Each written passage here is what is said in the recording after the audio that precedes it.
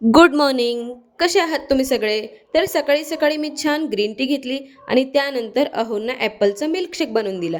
Milkshake देऊन झाल्यानंतर ज्ञासा गेली तिच्या आबांबरोबर बाहेर थोडा वेळ कोवळ्या कोवळ्या उन्हामध्ये उभं राहण्यासाठी. आणि आता ज्ञासा जवळ नव्हती म्हणून मी पण गेली टेरेसवर थोडा वेळ कोवळ्या कोवळ्या उन्हामध्ये उभं राहण्यासाठी, पण चेहऱ्याला खूपच ऊन लागत होती.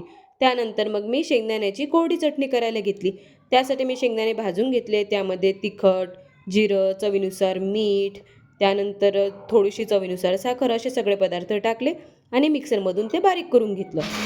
ते बारीक करून झाल्यानंतर झाली आपली चटणी तयार. ही चटणी कधी कधी आवडीची भाजी नसली तरी पोळीसोबत पण खूप छान लागते. आणि इतक्यात माझी तब्येत काही बरी नाही आहे म्हणून मी इतक्यात ब्लॉग टाकू शकत नाही आहे.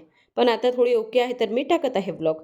आणि संध्याकाळी मग थोडी कडक चहा घ्यायची इच्छा झाली म्हणून मस्त अद्रकचा कडक चहा केला आणि तो पिला. त्यानंतर मग संध्याकाळी काहीतरी लाईटवेट खायची इच्छा होती म्हणून मग मुगाच्या डाळीची खिचडीच लावली.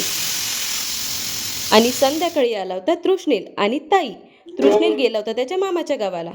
आणि तृष्णेल आल्यानंतर मग तो खूप खेळला आणि ज्ञासा आल्या आल्या गेली तिच्या मोठ्या मम्मीकडे. तर असा आता आजचा व्लॉग. लाईक करा आणि सबस्क्राईब करा.